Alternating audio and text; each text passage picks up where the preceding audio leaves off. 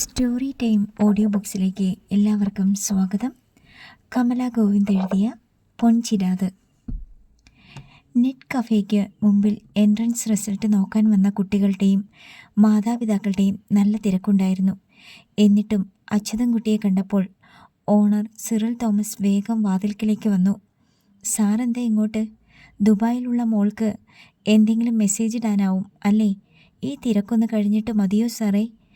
Entrance result നോക്കാൻ തന്നെയാ സിറിളെ ഞാനും വന്നത്. എൻട്രൻസ് എഴുതാൻ പാകത്തിൽ സാറിൻ്റെ വീട്ടിൽ ഇപ്പോഴാരാ ഉള്ളത്? മണിയുടെ ആങ്ങളയുടെ മോള് പ്രഭ, അവൾ വീട്ടിലുണ്ട് സിറിളെ. ഓ ശരി ശരി, ഡോളി അങ്ങനെ എന്തോ വീട്ടിൽ പറഞ്ഞായിരുന്നു. അത് പഠിച്ചുകൊണ്ടിരുന്ന കുട്ടിയാണോ? സിറിലിൻ്റെ ഭാര്യ ഡോളിയുടെ ചുരിദാറുകളും ബ്ലൗസുകളും ഒക്കെ തയ്ക്കുന്നത് മണിയമ്മയാണ്. അതിനുവേണ്ടി പുതിയോട്ട് വന്നപ്പോൾ ഡോളി പ്രഭയെ കണ്ടിട്ടുമുണ്ട്. എൻട്രൻസ് ടെസ്റ്റിന് അപ്പിയർ ചെയ്തിട്ടുണ്ടെന്ന് അവൾ പറഞ്ഞു. അതുകൊണ്ട് ലിസ്റ്റിലൊന്ന് നോക്കാമെന്ന് കരുതി. എന്നാൽ സാർ, ആ നമ്പർ ഇങ്ങതാ. അച്യുതൻകുട്ടി പോക്കറ്റിൽ നിന്ന് പ്രഭ കൊടുത്ത തുണ്ട് പേപ്പർ എടുത്തു നോക്കി. സാർ ഇരിക്ക്. സിറിൽ ആ തുണ്ട് പേപ്പറുമായി അകത്തേക്ക് പോയി. തിരികെ ചെന്നിട്ട് അയാൾ പറഞ്ഞു, ഈ 2 നമ്പറും റാങ്ക് ലിസ്റ്റിലില്ല സാറേ. ഇല്ലേ? നോട്ട് എലിജിബിൾ ഫോർ ഓപ്ഷൻ എന്നാണ് വന്നത്. എന്ന് വെച്ചാൽ മെഡിസിനോ എഞ്ചിനീയറിങ്ങിനോ പോകാൻ പറ്റില്ലെന്ന്. അച്യുതൻകുട്ടിയുടെ മുഖം വാടി. ഇനിയിപ്പോൾ വല്ല ഡിഗ്രിക്കോ കമ്പ്യൂട്ടർ കോഴ്സിനോ ഒക്കെ വിട്ടു നോക്കാമല്ലേ? ഒരുമാതിരിയെങ്കിലും പഠിക്കുന്ന കുട്ടിയാണെങ്കിൽ കോച്ചിങ്ങിന് പോകാതെ എഴുതിയാലും എഞ്ചിനീയറിംഗ് റാങ്ക് ലിസ്റ്റിൻ്റെ അങ്ങേയറ്റത്തെങ്കിലും പേര് വന്നേനെ. പിന്നെ ഉന്തി തള്ളി വിട്ട് പഠിപ്പിക്കുമ്പോൾ നമ്മൾ നല്ലോണം ശ്രദ്ധിക്കേണ്ടി വരും സാറേ. അതെന്താ സിറിൾ അങ്ങനെ പറഞ്ഞത്? സാറ് മക്കളെ വളർത്തിയ കാലമല്ല സാറേ ഇത്. വാട്സപ്പിൻ്റെയും 4Gയുടെയും കാലമാണ്. ഈ കഫേയിൽ വരുന്ന മിക്ക കൊച്ചുങ്ങളെയും എനിക്കറിയാം. കണ്ണ് തെറ്റിയ കയ്യിൽ നിന്ന് പോക്ക എല്ലാം. അച്യുതൻകുട്ടിയുടെ നെറ്റിയിൽ ചുളിവുകൾ വീണു. ആ കുട്ടി അങ്ങനെ ചെയ്യുന്നല്ല സാറേ ഞാൻ പറഞ്ഞത്. നമ്മൾ നല്ലോണം സൂക്ഷിക്കണമെന്നാണ്. പോരെങ്കിൽ പെൺകൊച്ചിൻ്റെ ചുമതല ഇപ്പോൾ സാറിനാണ് താനും. കാലം വല്ലാത്തതല്ലേ സാറേ? പെൺകൊച്ചിൻ്റെ പ്രായവും വല്ലാത്തതാ. പഠിത്തത്തിൽ ശ്രദ്ധയില്ലാത്ത പിള്ളേര് പഠിക്കാൻ പോയാൽ പിന്നെ ശ്രദ്ധ മറ്റു പല വഴിക്കും ആയി പോകുമെന്നാ ഞാൻ പറഞ്ഞത്. സിറിൽ പറഞ്ഞു. സാറിനും കുടുംബത്തിനും നാട്ടിൽ നല്ലൊരു പേരുണ്ട്. പെങ്കൊച്ച് വല്ലത് ഒപ്പിച്ചു വെച്ചാൽ സാർ ഉത്തരം പറയേണ്ടി വരും. സാറിന് നിവൃത്തിയുണ്ടേൽ അധികം വൈകണ്ട. അതിൻ്റെ കല്യാണം അങ്ങ് നടത്തിവിട്. ആർക്കും ഒരു കുറ്റവും പറയാൻ പറ്റത്തില്ല. സാറിൻ്റെ ഭാരവും ഒഴിയും, കുടുംബവും നാറാതിരിക്കും. അച്യുതൻകുട്ടിക്ക് തോന്നി സിറിൽ പറഞ്ഞതിൽ അല്പം കാര്യമുണ്ടെന്ന്. പലചരക്ക് കടയിൽ നിന്ന് മണിയമ്മയുടെ ലിസ്റ്റ് അനുസരിച്ചുള്ള സാധനങ്ങളും വാങ്ങി സ്കൂട്ടറിൽ മടങ്ങുമ്പോഴും അച്യുതൻകുട്ടി ചിന്തിച്ചത് പ്രഭയെക്കുറിച്ച് തന്നെയായിരുന്നു. പുതിയോട്ടെ മുറ്റത്ത് സ്കൂട്ടർ നിർത്തി ഇറങ്ങുമ്പോൾ അച്യുതൻകുട്ടി അന്താളിച്ചു. ഹാളിൽ മുഴങ്ങുന്ന മകൻ്റെ ശബ്ദം. ഒരു കുതിപ്പിനയാൾ ഹാളിലെത്തി. കലി തുള്ളുകയാണ് ദീപു. നിസ്സഹായനായി നിൽക്കുകയാണ് മണിയമ്മ. ഷർട്ട് ഒരു മണിയമ്മയെ ഏൽപ്പിച്ച ശേഷം അച്യുതൻകുട്ടി ഉറക്കെ ചോദിച്ചു, എന്താടാ ഇവിടെ? ദീപു ഞെട്ടിത്തിരിഞ്ഞു. അച്യുതൻകുട്ടി എത്തിയതോടെ മണിയമ്മയ്ക്ക് ധൈര്യമായി. പ്രഭമോളെ ഇവിടെ നിർത്താൻ പറ്റില്ലെന്നാ മോൻ പറയുന്നേ. അവളെ പിന്നെ എന്നാ ചെയ്യണം? ഇപ്പം തന്നെ ഇറക്കി വിടണമെന്ന്. എങ്ങോട്ട്? ദീപു അച്യുതൻകുട്ടിയുടെ നേർക്ക് നേരെ നിന്നു. വേണുമാമയും സുധാൻ്റെയും മരിച്ച സ്ഥിതിക്ക് ഇവൾ പോകേണ്ടിയിരുന്നത് വേണുമാമയുടെ തറവാട്ടിലേക്കോ സുധാൻ്റിയുടെ വീട്ടിലേക്കോ ആണ്. കൊച്ചമ്മാവനും സുരേട്ടനും അവരുടെ കൂടപ്പിറപ്പുകളല്ലേ? പ്രഭയെ ഏറ്റെടുക്കാനുള്ള ബാധ്യത അവർക്കില്ലേ? മകൻ ആ പറഞ്ഞത് അച്യുതൻകുട്ടിക്ക് ഇഷ്ടമായില്ല. കൂടപ്പിറപ്പിൻ്റെ ബാധ്യത നിൻ്റെ അമ്മയ്ക്കുമില്ലേടാ? വേണുവിൻ്റെ മൂത്ത സഹോദരി തന്നെയാ മണി. അമ്മയ്ക്ക് തുല്യമാ അവൻ നിൻ്റെ അമ്മയെ കരുതിയേ. അതങ്ങ് നീ മറന്നുപോയോ? അമ്മയെ ആ തറവാട്ടിൽ നിന്ന് വിവാഹം ചെയ്ത് വിട്ടതാ. പിന്നെ അമ്മയ്ക്കെന്താ ബാധ്യത? ഈ ന്യായം കൊള്ളാലോടാ മോനെ, അച്യുതൻകുട്ടി പരിഹസിച്ചു. നാളെ ഇതേ ഒരവസ്ഥ നിന്റെ മകൾ ശില്പയ്ക്ക് വന്നാലോ? ജ്യോതിയും ജയേഷും ശില്പമോളെ കയ്യേറ്റാൽ അത് വലിയ തെറ്റാണെന്നാണോടാ നീ പറയുന്നേ? എൻ്റെ നാക്കും മടക്കാൻ അച്ഛൻ എഴുതാപ്പുറം വായിക്കുവല്ലേ? ഞാൻ പിന്നെ എന്നാ വേണമെടാ? അച്ഛൻ എന്നെക്കൊണ്ട് പറയിപ്പിക്കുവാണോ? എൻ്റെ മോൻ പറഞ്ഞാട്ടെ, അച്ഛൻ കേൾക്കാൻ നിൽക്കുവല്ലേ? ഈ വീട് എൻ്റെയും കൂടിയല്ലേ അച്ഛാ? അച്യുതൻകുട്ടിയെ മകനെ നോക്കി. നിനക്കെന്താടാ അക്കാര്യത്തിൽ സംശയം? എനിക്ക് സംശയമൊന്നുമില്ല അച്ഛാ. വീട് എൻ്റെയും കൂടിയാണെങ്കിൽ ഇവിടുത്തെ കാര്യങ്ങളിൽ തീരുമാനങ്ങൾ എടുക്കുമ്പോൾ അച്ഛൻ തീർച്ചയായും എന്നെയും കൂടെ വിളിച്ച് എൻ്റെ സമ്മതവും ചോദിച്ചിരിക്കണം. മണിയമ്മ അന്താളിച്ചു പോയി. ദീപു, അച്ഛനോട് നീ എന്നതാടാ പറയുന്നേ? അപ്പോൾ അതാണ് കാര്യം. അച്യുതൻകുട്ടി തലകുലുക്കി അക്ഷോഭ്യനായി പറഞ്ഞു. ഇവിടെ എന്തെങ്കിലും ചെയ്യണമെന്നുണ്ടെങ്കിൽ ഞാൻ ആദ്യം നിന്നെ വിളിച്ച് നിന്റെ സമ്മതം ചോദിച്ച് മേടിച്ചിരിക്കണമല്ലേ? ദീപു അരിശം കടിച്ചമർത്തി. നിനക്ക് സമ്മതമല്ലാത്ത കാര്യം ഞാൻ ഈ വീട്ടിൽ ചെയ്യാൻ പാടില്ല, അതല്ലേ നീ പറഞ്ഞത്? അങ്ങനെ തന്നെ. ശരി, ഇതുവരെ ചോദിക്കാതിരുന്ന തെറ്റ് എൻ്റെ മോൻ അങ്ങ് ക്ഷമിച്ചേക്ക്. ഇനി മുമ്പോട്ടുള്ള കാര്യം ആദ്യം തന്നെ ചോദിച്ചേക്കാം. അയാൾ തുടർന്നു. ഞാനും എൻ്റെ ഭാര്യയും കൂടി ഈ വീട്ടിൽ താമസിച്ച് ഇത്തിരി കഞ്ഞി വെച്ച് കുടിച്ചോട്ടെ മോനെ. സമ്മതമല്ലെങ്കിൽ ഇപ്പം പറയണേ. ഇവിടെ പറ്റത്തില്ലെങ്കിൽ വല്ല റോഡിലോട്ടും അടുപ്പ് കൂട്ടി കഞ്ഞിക്കലം വെക്കാനുള്ളതാ. അച്ഛനെന്നെ കളിയാക്കുവാണോ? ദീപു അമർഷം കൊണ്ടു. അപ്പോൾ നിനക്കത് മനസ്സിലായില്ലേ? നെഞ്ചിനുള്ളിലുയർന്ന സങ്കടവും പിടപ്പും അടക്കിക്കൊണ്ട് അച്യുതൻകുട്ടി പറഞ്ഞു. എടാ മോനെ, ഇത് നിന്റെ വീടാകണമെങ്കിൽ നീയും കുടുംബവും ഇവിടെ താമസിക്കണം. കുടുംബം നീ നടത്തണം. അപ്പോൾ നീ കുടുംബനാഥനാവും. അങ്ങനെയാകുമ്പോൾ എന്ത് ചെയ്യുമ്പോഴും ഞാൻ നിന്നോട് ആലോചിക്കുമായിരുന്നടാ. ക്ഷോഭത്തോടെ അയാൾ തുടർന്നു. നീ പക്ഷേ ചെയ്തത് അതല്ല. കല്യാണം കഴിഞ്ഞതിൻ്റെ പിറ്റേ ആഴ്ച ഭാര്യയും കൂട്ടി നീ ഈ പടിയിറങ്ങി. നീ താമസിക്കുന്ന ക്വാർട്ടേഴ്സാണ് ഇപ്പോൾ നിന്റെ വീട്. നിന്റെ ഭരണം അവിടെ മതി മോനെ. വല്ലയിടത്തും സ്വന്തം ഇഷ്ടത്തിന് താമസിച്ചുകൊണ്ട് വീട്ടിലിരിക്കുന്ന അച്ഛനും അമ്മയും എങ്ങനെ ഉണ്ണണം, എങ്ങനെ ഉറങ്ങണം എന്ന് നിർദ്ദേശിക്കുകയും അനുസരിപ്പിക്കുകയും ചെയ്യുന്ന ചില മക്കളുണ്ട്. എൻ്റെ മോന് ആ ഭൂതി വേണ്ടടാ. കാരണം ഞാൻ കഴിയുന്നത് നിന്റെ ചെലവിലല്ല. ഇന്നും എനിക്ക് ആരോഗ്യമുണ്ട്. അധ്വാനിച്ച് തന്നെയാടാ പുതിയോട്ടെ അച്യുതൻകുട്ടി ഉണ്ണുന്നതും ഉറങ്ങുന്നതും ഭാര്യയ്ക്ക് ചെലവിന് കൊടുക്കുന്നതും. അതുകൊണ്ട് ഈ വീട് എൻ്റേതാണ്. ഇവിടെ ഇപ്പോൾ എന്ത് ചെയ്യാനും എനിക്ക് നിന്നോട് വിളിച്ചു ചോദിക്കേണ്ട ഒരാവശ്യവുമില്ലടാ. അത് ശരി, ദീപു രോഷത്തോടെ പറഞ്ഞു. ഞങ്ങളാരും ഇവിടെ ഇല്ലാത്തതുകൊണ്ട് അച്ഛന് എന്തും ആകാമെന്ന് പ്രിയ പറഞ്ഞത് എത്ര ശരിയാ. അതെന്താടാ അച്ഛന് എന്തും ആകാമെന്ന് നിന്റെ ഭാര്യ പറഞ്ഞത്? ഞാനെന്താ നിന്റെ അമ്മയെ കൂടാതെ വേറെ ഒരു ഭാര്യയും കെട്ടി ഇവിടെ കൊണ്ടുവന്ന് താമസിപ്പിച്ചോടാ? അച്യുതൻകുട്ടി അടക്കി വെച്ച സർവ്വ നിയന്ത്രണങ്ങളും പൊട്ടിയതുപോലെ ഉറക്കെ ചോദിച്ചു. ക്ഷോഭം കൊണ്ടയാൾ വിറച്ചു. അപ്പോൾ അത് ശരി, അച്ഛനിപ്പോൾ സ്വന്തം മക്കളേക്കാൾ വലുത് ഇവള് തന്നെയാണല്ലേ? ഉത്തരം മുട്ടിയതോടെ ദീപു വീണ്ടും പ്രഭയുടെ നേർക്ക് രോഷത്തോടെ വിരൽ ചൂണ്ടി. ഇവളെ എന്തിനാ കൂടെ കൂട്ടിയതെന്ന് ജ്യോതി ഒന്ന് ചോദിച്ചു പോയി. അതിൻ്റെ ദേഷ്യത്തിന് അവിടുത്തെ ബർത്ത്ഡേ പാർട്ടിക്ക് പോലും നിൽക്കാതെ വാശിയെടുത്ത് അച്ഛൻ അമ്മയും വിളിച്ചോണ്ട് പടിയിറങ്ങി പോന്നില്ലേ? അച്യുതൻകുട്ടിയും പ്രഭയും അന്താളിപ്പോടെ നോക്കി. ഇതെന്ത് കഥ? നീ എന്തറിഞ്ഞിട്ടാ മോനെ ഇങ്ങനെ പറയുന്നേ? മണിയമ്മ ചോദിച്ചു. എന്തറിഞ്ഞിട്ടാന്നോ? പാർട്ടിയിലും ഡിന്നറിലും ഒന്നും പങ്കെടുക്കാതെ നിങ്ങൾ ഓടിപ്പോയതെന്തിനാന്ന് ജയേഷും വീട്ടുകാരും ചോദ്യം ചെയ്തതേ അവളെയാ. ഇവിടെ ദാമു വല്യച്ഛന് ഹാർട്ട് അറ്റാക്കായി സീരിയസ് ആണെന്ന് ഫോൺ വന്നിട്ടാ നിങ്ങൾ പോന്നതെന്ന് കള്ളം പറഞ്ഞ് വിശ്വസിപ്പിച്ച അവളെ രക്ഷപ്പെട്ടത്. അതമ്മയ്ക്കറിയാമോ? എടി മണി കണ്ടോടി, നമ്മുടെ ഇളയ മോൾക്ക് കക്കാനും നിൽക്കാനും അറിയാം. അച്യുതൻകുട്ടി വേദന ഉള്ളിലടക്കി ചിരിച്ചു.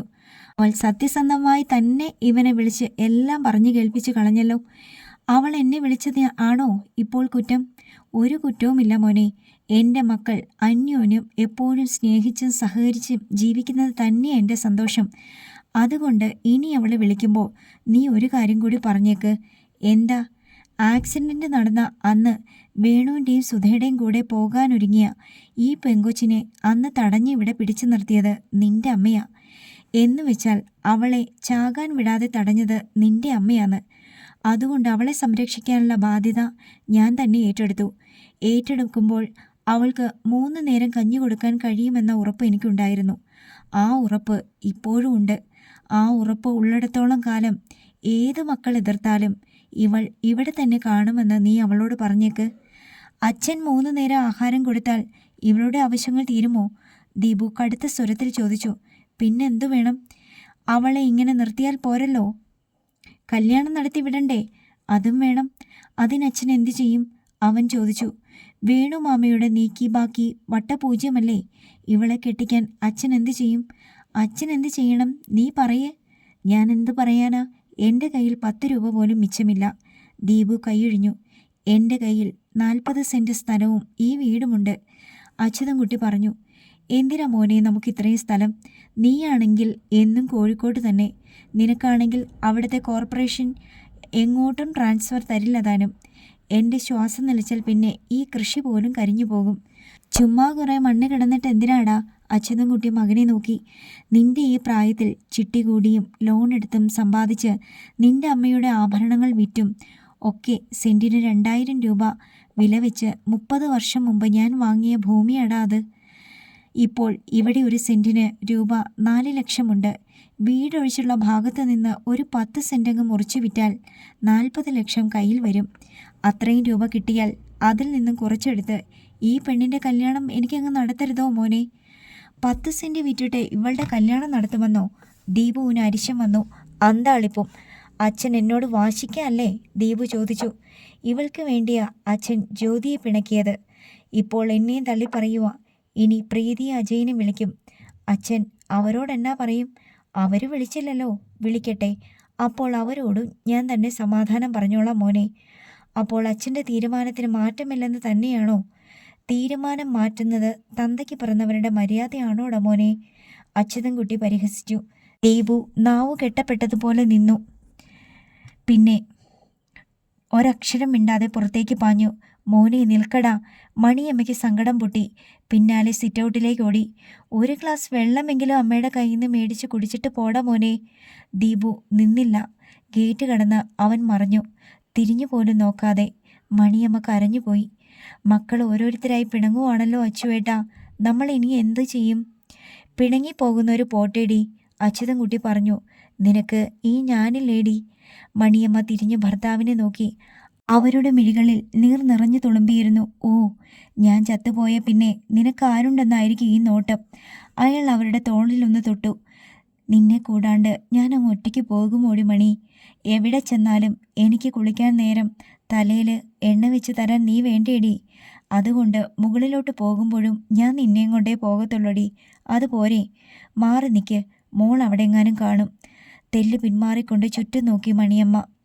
അച്യുതൻകുട്ടിയുടെ മിഴികൾ സങ്കടം നിറഞ്ഞ് മെല്ലെ പടിക്കലേക്ക് നീണ്ടു. മകൻ പോയ വഴിയെ വൈകുന്നേരം വാരത്തിലിരുന്ന് സന്ധ്യാവിളക്ക് തുടച്ചെടുക്കുകയായിരുന്നു മണിയമ്മ. പറമ്പിൽ പൊഴിഞ്ഞു വീണ ഒരു തേങ്ങയുമായി അച്യുതൻകുട്ടി വാരത്തിലേക്ക് ചെന്നു. അല്ല, ഞാനൊന്ന് ചോദിക്കട്ടെ? അച്യുതൻകുട്ടിയെ കണ്ടപ്പോൾ മണിയമ്മ മുഖമുയർത്തി ആലോചനയോട് ചോദിച്ചു. എന്നതാടി? ദീപുവിനോട് പറഞ്ഞത് സത്യമാണോ? 10 സെൻറ്റ് സ്ഥലം വിറ്റിട്ട് പ്രഭയെ കല്യാണം കഴിപ്പിച്ച് വിടാൻ പോകുവാണോ? 10 സെൻറ്റ് വിൽക്കാനോ? ഞാൻ അങ്ങനെ ചെയ്യുവോടി? പറഞ്ഞ് അവൻ ഓരോ പടവും മുകളിലോട്ട് കയറി പോയപ്പോൾ അവനെ താഴെ ചാടിക്കാൻ വേണ്ടി ഒരു 19-ാം അടവ് പയറ്റിയതല്ലേ? അച്യുതൻകുട്ടി ചിരിച്ചു.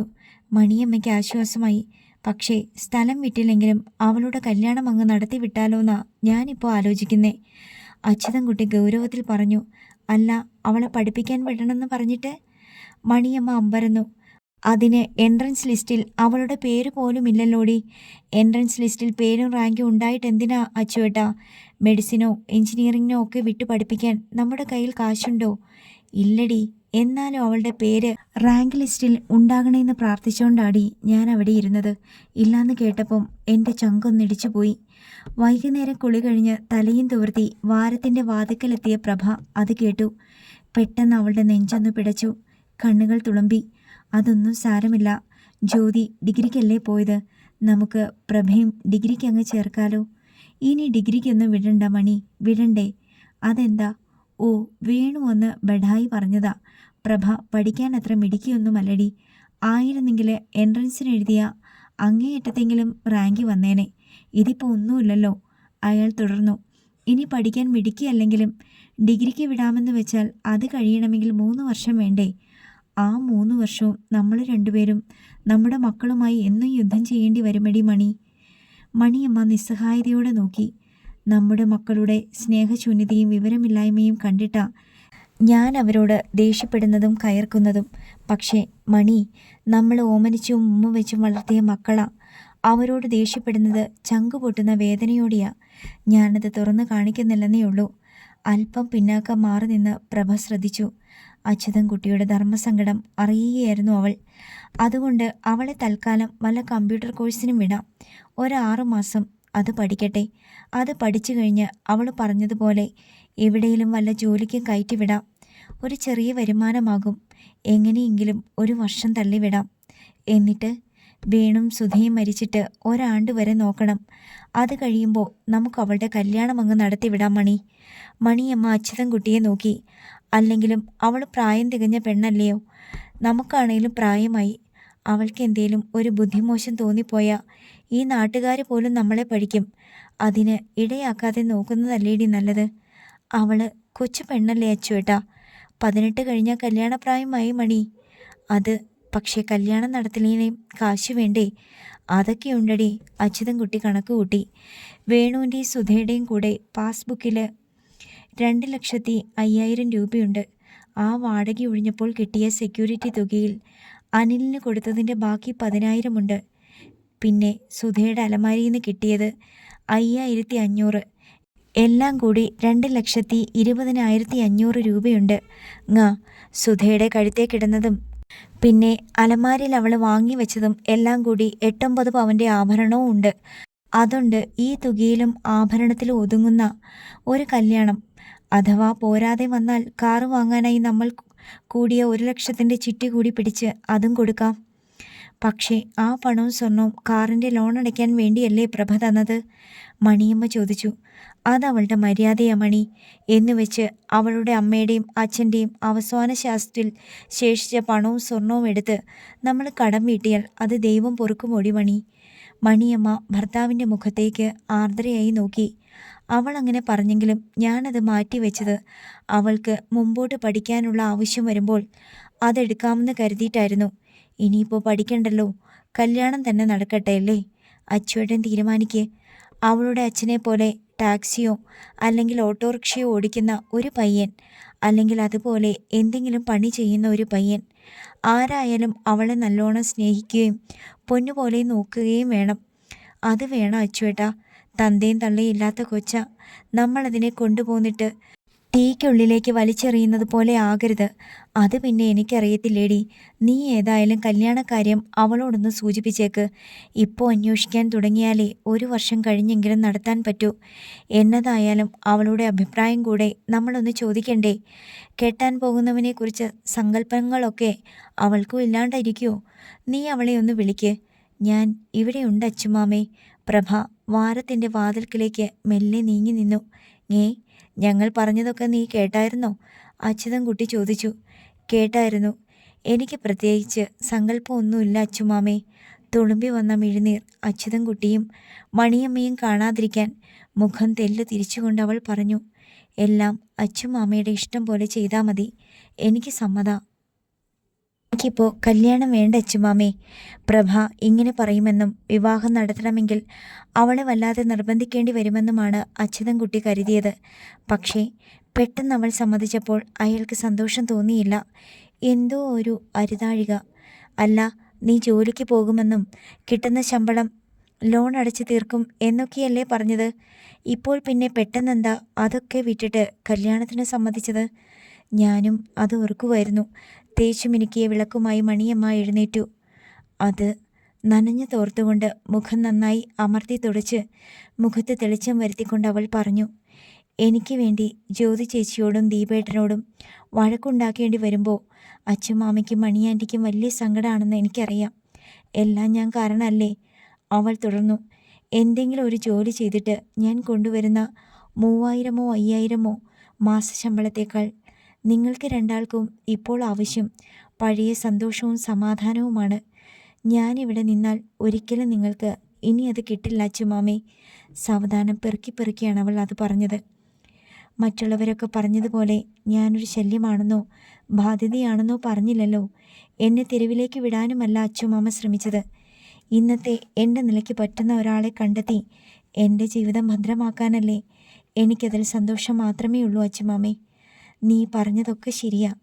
എൻ്റെ മക്കൾക്ക് നല്ലോണം എതിർപ്പുമുണ്ട്. പക്ഷേ നിൻ്റെ കല്യാണം നടത്താമെന്ന് ഞാൻ പറഞ്ഞത് അതുകൊണ്ടൊന്നുമല്ല. അയാൾ വല്ലായ്മയോട് പറഞ്ഞു. പഠിക്കാനൊന്നും പോകാണ്ട് പെൺകുട്ടികൾ വീട്ടിൽ വെറുതെ നിൽക്കുന്നത് നല്ലതല്ല. അതാ. എനിക്കറിയാം അച്ചുമാമി. ഇനി അതല്ല, നിനക്കെന്തെങ്കിലും പഠിക്കണമെങ്കിൽ ഞാൻ കൊണ്ടാക്കാം, അയാൾ പറഞ്ഞു. കമ്പ്യൂട്ടർ പോലുള്ള എന്തെങ്കിലും ഷോർട്ട് ടൈം കോഴ്സോ അല്ലെങ്കിൽ ഡിഗ്രിക്ക് തന്നെ വേണമെങ്കിൽ പോകാം. വീട്ടിലിങ്ങനെ വെറുതെ നിന്നെന്ന് വേണ്ട. അത് തന്നെയാണ് ഞാനും പറഞ്ഞത്, മണിയമ്മയും പറഞ്ഞു. അതൊന്നും വേണ്ട അച്ചുമാമേ, പ്രഭ പറഞ്ഞു. എനിക്കിന്ന് ഈ ലോകത്ത് സ്നേഹിക്കാനും ആശ്രയിക്കാനും ഇപ്പോൾ നിങ്ങൾ രണ്ടാളും മാത്രമേ ഉള്ളൂ. എനിക്ക് നഷ്ടപ്പെട്ട എൻ്റെ അച്ഛനും അമ്മയുമായിട്ട് തന്നെയാണ് ഞാൻ കണക്കാക്കുന്നത്. അതുകൊണ്ട് അച്ഛൻ മാമയും മണി ആൻറ്റിയും എന്തു പറഞ്ഞാലും മറുചോദ്യമില്ലാതെ ഞാൻ അനുസരിക്കുന്നത് പൂർണ്ണ മനസ്സോടെയാണ്. അച്യുതൻകുട്ടി അവളെ നോക്കി. വാരത്തിൻ്റെ വാതിൽക്കൽ പാതി മറഞ്ഞാണ് അവൾ നിൽക്കുന്നത്. കേർട്ടും ടോപ്പുമാണ് വേഷം. ഒരു ചെറിയ കുട്ടി തന്നെയാണ് അവളിപ്പോഴും. സുധയുടെയും വേണുവിൻ്റെയും ചുറ്റും കൊഞ്ചി ചിരിച്ച് പാറിപ്പറന്ന പൂമ്പാറ്റ. പക്ഷേ ഇപ്പോൾ കേട്ടത് ചെറിയ കുട്ടിയുടെ കൊഞ്ചലല്ല, തെളിമയുള്ള സ്വരം, പക്വതയാർന്ന വാക്കുകൾ. മുഖത്ത് സങ്കടമില്ല, പകരം ഉറച്ച തീരുമാനത്തിൻ്റെ സ്ഫുടതയാണുള്ളത്. അച്യുതൻകുട്ടി ദീർഘമായെന്നു നിശ്വസിച്ചു. മണിയമ്മയും. ഞായറാഴ്ച ശ്രീനിലയത്തിൻ്റെ ടെറസിലായിരുന്നു ജയേഷ്. അവിടെ ട്രസ്റ്റ് റൂഫുണ്ട്. 4 മണി സമയം. റബ്ബർ മരങ്ങളെ തൊട്ട് വീശുന്ന നല്ല തണുത്ത കാറ്റ് കിട്ടും. ഒരു ചെറിയ മീറ്റിങ്ങിന് പറ്റിയ വിധം ടേബിളും കസേരകളും ഒരുക്കിയിട്ടുണ്ട് അവിടെ. കുടുംബാംഗങ്ങൾക്ക് വേണ്ടിയാണ്. ഒരു വശത്ത് ഊഞ്ഞാൽ കട്ടിലുണ്ട്. അതിൽ കിടക്കുകയാണ് ജയേഷ്. ടാബിൽ ഫേസ്ബുക്ക് എടുത്ത് ലേറ്റസ്റ്റ് പോസ്റ്റിങ്ങും കമൻസും നോക്കുകയാണ്. അവൻ ഊറിച്ചിരിക്കുന്നത് കണ്ടാണ് 4 മണി ചായയുമായി ജ്യോതി എത്തിയത്. എന്താ ഇത്ര വലിയ സന്തോഷം? അവൾ ചോദിച്ചു. ബാർ കോഴ കേസിൻ്റെ കമൻസുകൾ നോക്കുകയായിരുന്നു. അവൻ പറഞ്ഞു. ഞാനും കണ്ടു. ഇത്ര കൃത്യമായി കമൻസ് ഇടുന്നവരുടെ കഴിവിനെയാണ് സമ്മതിക്കേണ്ടത്, അവൾ പറഞ്ഞു. ജയേഷ് ചിരിച്ചു. എനിക്ക് വാട്സാപ്പിൽ ഒരു മെസ്സേജ് വന്നു. ഉടനെ എനിക്ക് ട്രാൻസ്ഫർ ഉണ്ടാകുമെന്ന്. അത് പറയാനാണ് ഞാൻ വന്നത്. എങ്ങോട്ടാ ട്രാൻസ്ഫർ? അത് പറഞ്ഞില്ല. നമുക്കൊന്ന് ഫോളോ അപ്പ് ചെയ്തു നോക്കാം ജയേട്ടാ. ഓക്കെ, ജയേഷ് സമ്മതിച്ചു. അടുത്തെവിടെയെങ്കിലും കിട്ടിയാൽ അതല്ലേ നല്ലത്. അപ്പോഴാണ് കലേഷ് ടെറസിലേക്ക് വന്നത്. നീ എപ്പോൾ വന്നു? ജ്യോതി ചോദിച്ചു. ഞാൻ വന്നതേ ഉള്ള ആൻറ്റി. ആൻറ്റിയെ ഇവിടുത്തെ അമ്മ അന്വേഷിക്കുന്നുണ്ടല്ലോ താഴെ. എന്തിനാ? ഞാനിപ്പോൾ മുകളിലേക്ക് വന്നതേ ഉള്ളല്ലോ. അതമ്മ പറഞ്ഞില്ലല്ലോ. ശരി, എന്തായാലും ഞാൻ ഇങ്ങോട്ട് പോവുക. മൊബൈലിലെ വാട്സപ്പ് ഓണാക്കി അതിലേക്ക് ശ്രദ്ധിച്ചുകൊണ്ട് ജ്യോതി താഴേക്ക് പോയി. ജയേഷിൻ്റെ ഒപ്പം ഊഞ്ഞാൽ സെറ്റിയിലേക്ക് ചേർന്നിരുന്ന് ആടിക്കൊണ്ട് കലേഷ് പറഞ്ഞു. അമ്മ ജ്യോതി ആൻറ്റിയെ അന്വേഷിച്ചിട്ടൊന്നുമില്ല ജയാങ്കിൽ. ആൻറ്റിയെ ഇവിടെ നിന്ന് മാറ്റാൻ വേണ്ടി ഞാൻ പറഞ്ഞതാ. അതെന്തിനാടാ? എനിക്ക് ജയാങ്കിളുടെ ഒരു ഹെൽപ്പ് വേണം, അതിനാ. കലേഷിൻ്റെ മുഖത്തൊരു ചമ്മലുണ്ടായി. സ്വന്തം ചേച്ചിയുടെ ഭർത്താവിൻ്റെ അനിയൻ എന്നതിലുപരി കണ്ട നാൾ മുതൽ കലേഷിനെ സംബന്ധിച്ചിടത്തോളം ജയേഷ് ഒരു നല്ല ഫ്രണ്ടാണ്. പരസ്പരം അവർ ചിരിക്കും, കളിക്കും, എല്ലാം തുറന്നു പറയും. പതിവില്ലാതെ കലേഷിൻ്റെ മുഖത്തെ ചമ്മിയ ഭാവം കണ്ടപ്പോൾ ജയേഷ് ചോദിച്ചു. ഇതൊരു പെണ്ണ് വിഷയമാണല്ലോടാ. നീ അങ്കിളിനെങ്ങനെ മനസ്സിലായി? അത് നിന്റെ മുഖത്ത് എഴുതി വച്ചിരിക്കുവല്ലേടാ. കലേഷിൻ്റെ ചമ്മൽ ഇരട്ടിച്ചു. ഏതാടാ പെണ്ണ്? പറയട്ടെ. അങ്കിൾ ദേഷ്യപ്പെടരുത്. നീ ധൈര്യമായിട്ട് പറയടാ. കൃഷ്ണപ്രഭ. കൃഷ്ണപ്രഭയോ? ജയേഷ് അന്താളിച്ചു. എനിക്ക് പ്രഭയെ ഒത്തിരി ഇഷ്ടമായെങ്കിൽ, പക്ഷേ ബർത്ത്ഡേ സെലിബ്രേഷന് മുൻപ് അവർ പോയതുകൊണ്ട് എനിക്ക് അവളെ അന്ന് പരിചയപ്പെടാൻ പോലും കഴിഞ്ഞില്ല. മോനെ കലേഷേ. ജയേഷിൻ്റെ സ്വരം മാറി. അച്ഛനും അമ്മയുമില്ലാത്ത കുട്ടിയെ അവൾ. എൻ്റെ ഫാദറിലോ ആണെങ്കിൽ ഒന്നാന്തരം ഒരു അൾസേഷ്യൻ കാവലും. നേരം പോക്കാണ് നിൻ്റെ പ്ലാനെങ്കിൽ നടക്കില്ലടാ മോനെ. നോ അങ്കിൾ, ഇത് നേരം പോക്കല്ല. അങ്ങനെയാണെങ്കിൽ ഞാൻ അങ്കിളിനോട് പറയുമോ? I M serious. കുറേ ദിവസമായിട്ട് ആലോചിച്ചിട്ടാ പറയുന്നത്. എനിക്ക് അവളെ മാരി ചെയ്യാനാ, അവൻ പറഞ്ഞു. ജയേഷ് ഉറക്കി ചിരിച്ചു. അവൾക്ക് 18 വയസ്സായേ ഉള്ളടാ. എനിക്ക് 22 ഉള്ളൂ. രണ്ടും വിവാഹപ്രായമല്ലടാ. ഇപ്പോൾ മാരി ചെയ്യാനല്ലെങ്കിൽ, കലേഷ് പറഞ്ഞു. പഠിത്തമൊക്കെ കഴിഞ്ഞിട്ട് ഡാഡിയുടെ ഒപ്പം ബിസിനസ്സൊക്കെ തുടങ്ങിയിട്ട് മതി. പക്ഷേ അവൾക്ക് മറ്റേതെങ്കിലും ലൈനുണ്ടോ, എന്നെ ഇഷ്ടമാണോ എന്നൊക്കെ ഒന്ന് അറിഞ്ഞു വെക്കേണ്ടേ ജയാങ്കിൾ. അവൾക്ക് ഇഷ്ടമായാലും അല്ലെങ്കിലും കലേച്ചിയും നിൻ്റെ മമ്മായും ഒന്നും സമ്മതിക്കാൻ പോണില്ല. നിൻ്റെ മനസ്സിലിരിപ്പങ്ങാനും അവരറിഞ്ഞാൽ അവർ നിന്നെ നാട് കടത്തും. അതൊക്കെ പിന്നത്തെ കാര്യമല്ലേ അങ്കിൾ. അതൊക്കെ ഫേസ് ചെയ്യാൻ എനിക്ക് കഴിയും. എൻ്റെ ഇഷ്ടം തട്ടി മാറ്റാൻ ഒരാളെയും ഞാൻ സമ്മതിക്കില്ല. ഇത് പ്രശ്നം തന്നെയാണ് മോനെ. അങ്കിൾ പ്ലീസ്, എനിക്ക് കൃഷ്ണപ്രഭയെ ഒന്ന് നേരിൽ കാണണം. Please help me. അങ്കിൾ എന്നെ ആ വീട്ടിലേക്കൊന്ന് കൊണ്ടുപോയാൽ മതി. അവളോട് സംസാരിക്കുന്നതൊക്കെ ഞാനേറ്റു. നല്ല പണിയാടാ മോനെ നീ എനിക്ക് തരുന്നത്. അറിഞ്ഞാൽ നിൻ്റെ ചേച്ചിയും അമ്മായും എൻ്റെ തല വെട്ടി പെരുവഴിയിൽ കമ്പു നാട്ടി കുത്തി നിർത്തും. പിന്നെ ജ്യോതിക്കാണെങ്കിൽ ആ പെണ്ണിനെ കണ്ടുകൂടാ. അവളും സമ്മതിക്കില്ല. Please uncle. കലേഷിൻ്റെ മുഖം വാടി. ജയേഷ് അത് ശ്രദ്ധിച്ചു. കലേഷ് പാവമാണ്. കലയുടേതുപോലെ അഹങ്കാരമില്ല. ജയേഷിന് അതറിയാം. കലേഷിനെ കുറ്റപ്പെടുത്താൻ വയ്യ. ജയേഷ് ധർമ്മസങ്കടത്തിലായി. ഇവനെയും കൂട്ടി പുതിയോട്ടേക്ക് വെറുതെ പോകുന്നതെങ്ങനെ? ഭാര്യ വീടാണെങ്കിലും ആവശ്യമില്ലാതെ അങ്ങനെ പോകാറില്ല. അച്ഛനെ വിളിച്ച് ഒരു കുശലാന്വേഷണം നടത്തിയാലോ? സംഭാഷണത്തിൻ്റെ പഴുതിലൂടെ ചെല്ലാൻ ഒരു ക്ഷണം കിട്ടിയാലോ? നോക്കാം. ജയേഷ് അച്യുതൻകുട്ടിയുടെ മൊബൈൽ നമ്പർ കോളിങ്ങിലിട്ടു. മോനെ ജയ, മണിയമ്മയാണ് ഫോൺ എടുത്തത്. അച്ഛൻ എന്തിയെ? അവൻ ചോദിച്ചു. പറമ്പിലുണ്ട് മോനെ, വാഴക്കുഞ്ഞ് പിരിച്ചു വയ്ക്കുക. മണിയമ്മ സ്നേഹത്തോടെ പറഞ്ഞു. ഈ അച്ഛന് പറമ്പിന്ന് കയറാറായില്ലേ? ജയേഷ് ചിരിച്ചു. കൂടെ പ്രഭയും ഉണ്ട് മോനെ. അവൾക്ക് ഇതൊക്കെ വലിയ ഇഷ്ടമാ. രണ്ടാളുടെ ഉത്സാഹിച്ച പണികൾ. ആ പെണ്ണിൻ്റെ കാര്യം കഷ്ട ആണല്ലോ അമ്മേ. അവളെ ഓർത്ത് നിങ്ങളിനി വിഷമിക്കേണ്ട മോനെ. വിഷമിക്കേണ്ടെന്ന് ജ്യോതിയോട് പറഞ്ഞേക്ക്. അവളുടെ കാര്യത്തിൽ അച്ചുവേട്ടൻ വഴി കണ്ടുപിടിച്ചു കഴിഞ്ഞു. എന്ത് വഴിയാമേ? ജയേഷിന് ജിജ്ഞാസയായി. അധികം വൈകാണ്ട് അവളുടെ വിവാഹം നടത്താൻ പോകുക. അവൾക്ക് ചെലവിന് കൊടുക്കാൻ പറ്റിയ എന്തെങ്കിലും പണിയുള്ള ഒരു പയ്യനെ കണ്ടുപിടിക്കാനിരിക്കുക അച്ചുവേട്ടൻ. അല്ല, കല്യാണത്തിന് ആ പെൺകുട്ടിക്ക് സമ്മതമാണോ അമ്മേ? ജയേഷ് അന്താളിപ്പോടെ ചോദിച്ചു. സമ്മതം മോനെ. അച്ചുവേട്ടൻ പറഞ്ഞ അവൾ സമ്മതിക്കാതിരിക്കുമോ? അതത്രയ്ക്ക് പാവമല്ലേ? കോൾ തീർന്നപ്പോൾ ജയേഷ് കലേഷിനെ നോക്കി. നീ അവളെ മറന്നേക്ക്. നിനക്ക് വേണ്ടി കാത്തിരിക്കാനൊന്നും പറ്റില്ല. അവളുടെ കല്യാണം ഇത്ര പെട്ടെന്നോ? കലേഷ് നടുങ്ങി. പെട്ടെന്ന് എന്ന് പറഞ്ഞാൽ ഇന്നോ നാളെയോ അല്ല, പക്ഷേ വിവാഹം ഉടൻ ഉണ്ടാകും. അവളുടെ വിവാഹം നടത്തേണ്ടത് അവിടെ ഇപ്പോൾ വലിയ ഒരു അത്യാവശ്യം തന്നെയാണ് കലേഷേ. കലേഷിൻ്റെ മുഖത്ത് സങ്കടം നിരാശയും നിറഞ്ഞു. രാത്രിയിൽ കിടക്കാനായി മുറിയിലെത്തിയപ്പോഴാണ് പ്രഭയ്ക്ക് രശ്മിയുടെ കോൾ വന്നത്. കൃഷ്ണേ, മെഡിക്കലിൻ്റെയും എൻജിനീയറിങ്ങിൻ്റെയും ഓൺലൈൻ ഓപ്ഷൻ നാളെ തുടങ്ങുക. എനിക്കറിയാം രശ്മി. പ്രഭ ശബ്ദം താഴ്ത്തി. നീ കൊടുക്കുന്നില്ലേ? പഠിക്കാത്തവരെന്തിനാടാ ഓപ്ഷൻ കൊടുക്കുന്നത്? അപ്പോൾ നീ ഏതെങ്കിലും ടാക്സി ഡ്രൈവറെ കെട്ടി നിന്റെ നല്ല ജീവിതം തുലയ്ക്കാൻ പോകുക? ടാക്സി ഡ്രൈവറെ കെട്ടുന്നതിൽ എനിക്കൊരു ആക്ഷേപവുമില്ല. എൻ്റെ അച്ഛനും ടാക്സി ഡ്രൈവർ അല്ലായിരുന്നോ? രശ്മി അവളെ നാവിൽ വന്ന ചീത്ത പറഞ്ഞു. രശ്മി, നിന്റെ വിചാരം അച്ചുമാമ നിർബന്ധിച്ചിട്ടാ ഞാൻ കല്യാണത്തിന് സമ്മതിച്ചതെന്നാ? അല്ലടാ, ഇതെൻ്റെ തീരുമാനമാ. അവൾ തുടർന്നു. ആർക്കും ഒരു ശല്യവും ഭാരവുമാകാതെ എത്രയും വേഗം എനിക്ക് ഈ വീട്ടിൽ നിന്ന് പോയേ പറ്റൂ. അതെന്താ? അച്ചുമാമയ്ക്കും മണിയാൻറ്റിക്കും ഉള്ളത്ര നന്മ മക്കൾക്കില്ല രശ്മി. മക്കളുമായി ഇവർ എപ്പോഴും എനിക്ക് വേണ്ടി യുദ്ധത്തിലാണ്. ഇങ്ങനെ മുന്നോട്ട് പോയാൽ മക്കളെ ജീവന് തുല്യം സ്നേഹിക്കുന്ന അവർക്ക് ഒരു പക്ഷേ ഞാൻ ഒടുവിൽ ശല്യമായി തോന്നിപ്പോകും. അതിനു മുമ്പ് ഒരു നല്ല ഷെൽട്ടർ എനിക്ക് വേണം. അതുകൊണ്ടാടാ ഞാൻ വിവാഹത്തിന് സമ്മതിച്ചത്. അപ്പോൾ അങ്ങനെയാണ് കാര്യങ്ങളല്ലേ? രശ്മി ചോദിച്ചു. അതെ, അവൾ സമ്മതിച്ചു. കോൾ കട്ടാക്കിയിട്ട് ബെഡിലേക്ക് അവൾ ഇരുന്നു. കിടക്കാനോ ഉറങ്ങാനോ കഴിയാതെ. വെള്ള മെഡിക്കൽ കോട്ടുമിട്ട് സ്റ്റെതസ്കോപ്പും കഴുത്തിൽ വളച്ചിട്ട് ഏതോ മെഡിക്കൽ കോളേജിൻ്റെ നീണ്ട ഇടനാഴിയിലൂടെ ഒരു പെൺകുട്ടി നടന്നു വരുന്നു. ആ രൂപം അവളുടെ കണ്ണുകൾക്ക് മുമ്പിൽ മായാതെ നിന്നു. കണ്ണുകളെ വീണ്ടും വീണ്ടും നനയിച്ചുകൊണ്ട്. ട്രഷറിയിൽ പോയി പെൻഷൻ പണം വാങ്ങിക്കൊണ്ട് തൻ്റെ സ്കൂട്ടറിൽ കവലയിലേക്ക് വരികയായിരുന്നു അച്യുതൻകുട്ടി.